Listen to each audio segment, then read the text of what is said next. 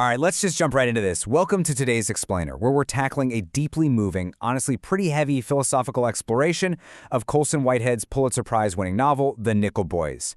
Today, we're going to be walking through an incredible imagined conversation between four of history's greatest minds as they debate the deep moral complexities of this story. It's like a giant puzzle of human morality, and we're going to piece it together. We're starting right out of the gate with this incredibly uncomfortable question. What kind of hope remains after a person discovers that goodness does not guarantee safety? It's the core moral conflict of our source material today. In this imagined dialogue, we've got Martin Luther King Jr., Viktor Frankl, Bryan Stevenson, and Edith Eger all sitting at a table together, trying to make sense of trauma, survival, and justice through the lens of this completely heartbreaking story. Here is our roadmap for the Explainer. We'll start with hope, injustice, and nickel. Then ask if our protagonist was brave or naive. Explore the complicity of silence. Touch on, is survival enough? And finally, I'll tell you where to explore the rest of this amazing text. Okay, Section 1. Hope, Injustice, and Nickel. Setting the stage. To truly understand what these scholars are debating, we have to look at the two boys at the absolute center of this story. It's a clash of two entirely different ways of viewing a cruel world. On one side, we have Elwood. He listens to MLK's speeches. He believes deeply in justice, dignity, and moral courage. He genuinely thinks the truth will protect him. On the other side, we have Turner. Turner has learned a much harsher lesson. His strategy relies entirely on survival knowledge, caution, keeping his head down, deep distrust, and knowing exactly when not to fight. This tension between pure idealism and harsh realism, it drives everything we're about to talk about. Let's move to Section 2, brave or naive. The burden of courage. So, this builds into the scholar's first incredibly difficult question. Was Elwood's idealism actually a dangerous misunderstanding of how the world really works? It's fascinating how Martin Luther King Jr. himself is imagined answering this. He says, "People sometimes remember nonviolence as though it meant standing in front of brutality with nothing except purity of heart. That is not what organized resistance required." The crucial point King is making here is that Elwood's grasped the moral principle perfectly, but he completely lacked the institutional protection, the lawyers, the cameras, and the community strategy required to actually survive his resistance. Moral truth, tragically, just doesn't carry its own physical protection.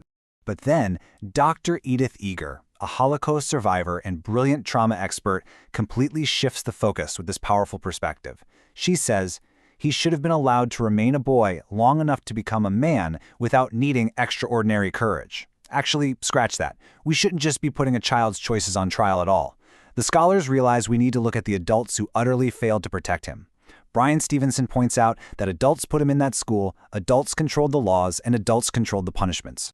Let that sink in for a second. Courage shouldn't be a forced requirement for a child's survival. Praise for heroism absolutely shouldn't mask the total tragedy that a child had to be a hero in the first place, just to live. Before we ask why Elwood wasn't more strategic, we have to zoom out and look at the institution itself and the adults who just let it operate. Which brings us to Section 3, the complicity of silence, how evil persists. This is our next big Socratic debate topic. If adults were everywhere around the Nickel Academy, why didn't good people stop the horrors happening right under their noses? While the scholars break down how institutional complicity actually functions visually into these circles of responsibility. You have the center committing the direct harm, but then you have the first ring ordering it, the second ring suspecting it but staying quiet to protect their jobs, and the outer ring of distant enablers just looking away to maintain their own comfort. It shows how evil thrives not just through the obvious monsters in the center, but through the silence of ordinary people on the edges. Bryan Stevenson adds a really chilling layer to this. He says, Nickel benefited from people who became used to things they should never have become used to. Human adaptation is normally an evolutionary trait that saves us, but morally, it becomes incredibly dangerous when we adapt to cruelty. A scream becomes background noise. A bruise just becomes discipline. The language actually changes to give people distance from the reality of what they're seeing. And King jumps right in with this huge insight on why breaking that silence is so impossibly hard. Truth has to compete with belonging, employment, community, identity, reputation. Think about it. If a staff member's entire livelihood, their ability to feed their kids and their identity are all tied to an institution, then evidence of that institution's corruption becomes a direct threat to them personally.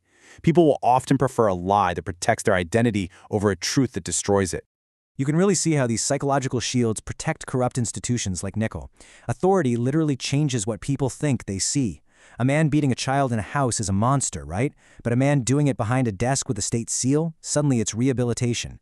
Plus, vulnerable people start at a massive credibility disadvantage. The institution has records and official titles. The boy just has a story.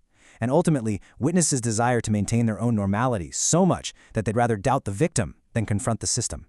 We wrap up our deep dive today on an incredibly heavy, poignant realization from King. Perhaps justice is truth arriving before the grave. We love stories of late truth, finding the evidence decades later, but Dr. Eger and Mr. Stevenson firmly agree we should never, ever make late truth sound equivalent to timely protection. Believing living children matters infinitely more than finding graves later. All right, moving to Section 4, is survival enough, the aftermath? Now, while we've covered the first 3 sections in depth, I want to give you just a quick glimpse into the incredible unresolved tensions the scholars debate in the second half of this source text.